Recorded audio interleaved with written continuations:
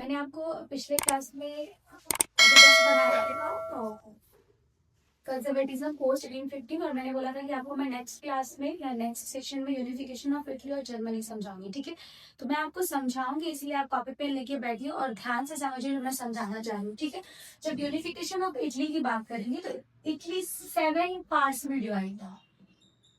ठीक है, यूनिफिकेशन से पहले इटली 7 पार्ट्स में डिवाइड था। ठीक है, इटली का मैं मैप बना के आपको समझाने की कोशिश करती हूँ। ठीक है, ताकि आपको चीजें समझ में आ जाए।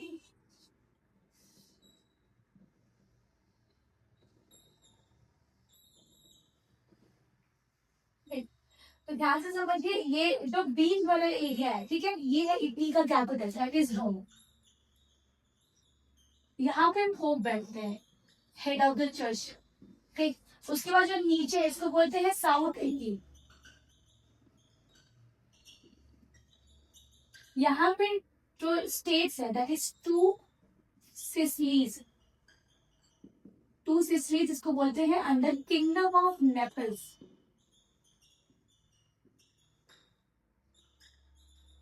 नेपलीज, ठीक। तो ये हमारा साउथ इटली है। साउथ इटली में दो है सिसलीज। ठीक है, जो किसके अंदर है, दो सिसलीज मतलब दो भाग में सिसलीज, और ये किसके अंदर है, किंगडम ऑफ नेपल्स। ठीक है, बीच में रोम है। ठीक है, ध्यान से समझिए, यहाँ पे जो है वो है पिडमोंट,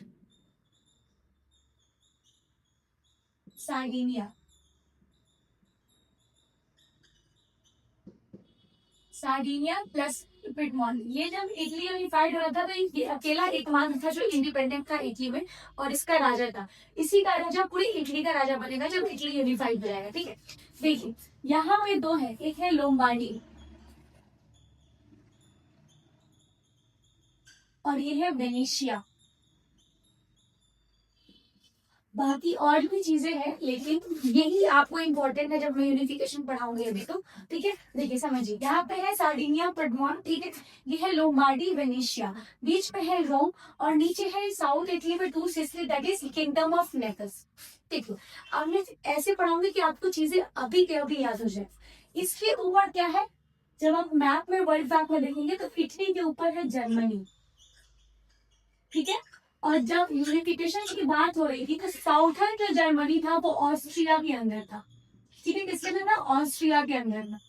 ठीक, तो ध्यान से समझिए, जब कोई भी कंट्री एक्सपैंड करेगा तो वो अपने नेबरिंग स्टेट्स को सबसे पहले कैप्चर करेगा। ठीक है, जब जर्मनी अपने आप को एक्सपैंड कर रही थी तो उसने भी इटली के इस वाले भाग को, ईस्टर्न इटली के कुछ भाग को अपने अंडर ले रखा था, दैट इज लोम्बार्डी और वेनेशिया। ये दोनों ऑस्ट्रिया के अंदर था। ठीक है, ये इंडिपेंडेंट है। रोम, ये रोम पूरा कब्जा इस एरिया पे रोम में पोप का था। ठीक है, साउथ में जो जो नेपल्स स्टेट है वो एक्चुअली यहाँ पे बर्बन डायनेस्टी है। बर्बन डायनेस्टी सबसे पुरानी वही डायनेस्टी। ठीक है, ये सेम डायनेस्टी आप लोग मैप में देखेंगे, यहाँ पे है स्पेन और पोर्टुगाल। ठीक है, यहाँ पे जो डायनेस्टी थी बर्बन डायनेस्टी, वही डायनेस्टी इस वाले एरिया को भी कैप्चर करके रखी थी। तो अब इटली प्यूरिफाई करना है तो उसको इन सब को, इसको इसको इन सब को फ्री करना पड़ेगा, तब जाके इटली यूनिफाइड होगा। ठीक है, हमें आई होप ये चीज समझ में आएगा आपको। ठीक है, अब देखिए हम इम्पोर्टेंट लीडर्स की बात करते हैं। सबसे पहले जिसु मैर्टिन।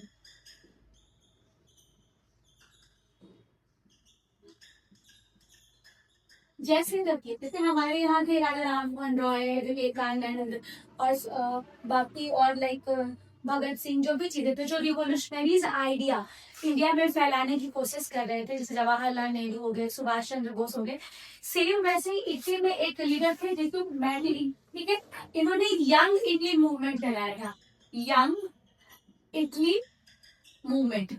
ठीक है, यंग इटली मूवमेंट, और इन्होंने ही इटली में यूनिफिकेशन का और नेशनलिज्म की आइडिया को के बीच को बोने का काम किया था। ठीक है, तो पहला जिसको मैजनी का रोल समझ में आ गया। दूसरा हमारे पास है काउंट कैरियोर।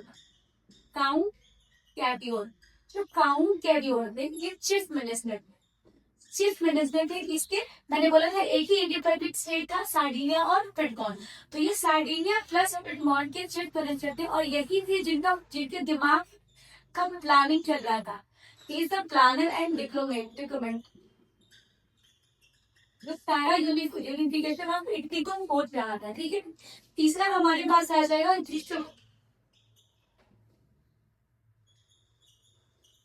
गैरीबाल्डी।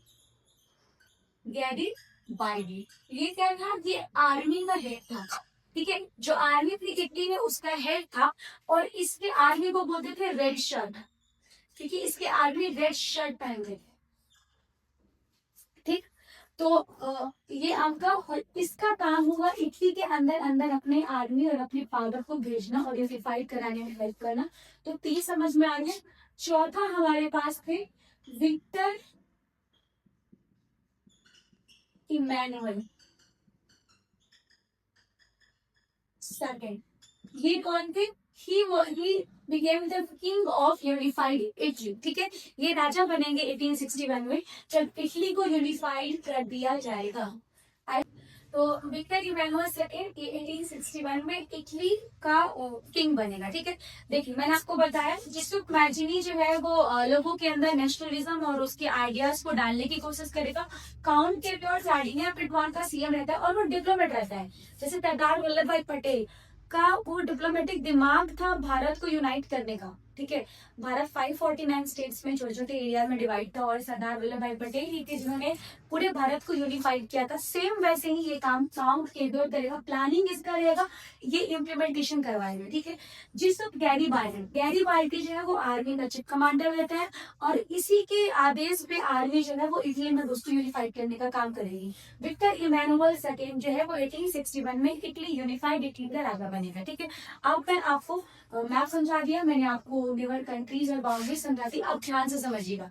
सबसे पहली इसकी लड़ाई होगी इटली की ऑस्ट्रिया के साथ, ठीक।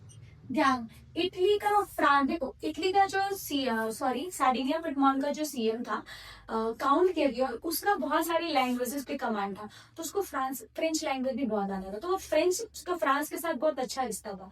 उसने डिप्लोमेटिक तरीके से फ्रांस को अपने अंडर किया, अपने साथ में लाया और ऑस्ट्रिया पे अटैक कर दिया, ठीक है। ऑस्ट्रिया पे अटैक किया ज्वाइंटली कौन, इटली और फ्रांस दोनों मिलकर। ऑस्ट्रिया इस लड़ाई में हार गया, और लोम्बार्डी, ये देख रहे हैं इसलिए मैंने आपको ये दिखा था, लोम्बार्डी 1859 में इटली ने ले लिया। तो पहली लड़ाई जो इटली की हुई वो हुई 1859 में, ठीक है, जहां पे उसने ऑस्ट्रिया से लोम्बार्डी ले लिया, ठीक। ध्यान से समझिए। दूसरे ईयर में क्या होगा कि काउंट केपियोर और गैरीबाल्डी को भेजेगा कि जाओ और साउथ इटली के अंदर यूनिफाइड कर दो।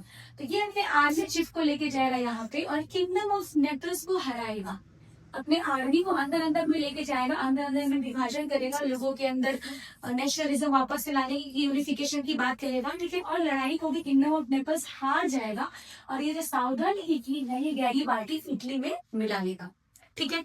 तो दूसरी बार में सिसिली 1860 में इटली के अंदर चला गया, ठीक, ओके। तो 1861 में विक्टर इमैनुअल सेकंड का राजवंशी होगा, और वो जो इटली जितनी भी पार्ट्स यूनाइट हुई थी उसका राजा बन जाएगा। अभी भी क्या बचा हुआ है, रोम बचा हुआ है, वेनिशिया बचा हुआ है, ठीक है। समझिए, रोम सबसे लास्ट में, क्योंकि सबसे ढीठ होते हैं उस समय के चर्च के पादरी, वो जल्दी नहीं मानते, ठीक है। तो अब ये लोग वेट करेंगे प्रॉपर टाइम का, जब ऑस्ट्रिया पे भी जो वापस से युद्ध का ऐलान करके और ऑस्ट्रिया से बचा हुआ वेनेशिया को भी अपने अंदर लिया।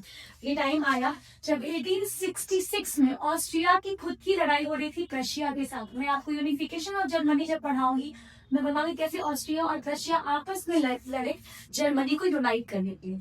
इस समय ऑलरेडी ऑस्ट्रिया एक वॉर में इंगेज था, इटली को ये मौका सही लगा और उसने ऑस्ट्रिया पे वापस से क्या कर दिया, अटैक कर दिया। इस समय ऑस्ट्रिया भी कमजोर था, वेनेशिया भी उसके हाथ से चला गया और 1866 में वेनेशिया भी इटली के अंदर आ गया। क्लियर, समझ में आया? पहला लोमार्डी, दूसरा सिसिली, तीसरा वेनेशिया, ठीक है। लास्ट में जब ये देखेगा पादरी की यार यहाँ से भी गए, हम यहाँ से भी गए, यहाँ से भी गए, चारों तरफ से इटली की आर्मी है और यूनिफाइड इटली के लिए डिमांड कर रही है, तो वापस से रोम में भी पोप को अपना पोजीशन छोड़ना पड़ा और 1870 में रोम इटली का भाग बन गया। तो फाइनली 1871 में हमारा जो इटली है वो यूनिफाइड हो गया। इटली यूनिफाइड हो गया अंडर दिस इंपॉर्टेंट लीडर्स और विक्टर इवानुआ सेकेंड है वो उसके राजा बन गए। इस तरीके से इटली का यूनिफिकेशन हुआ। तो आई होप आपको ये तरीके समझ में आई होगी।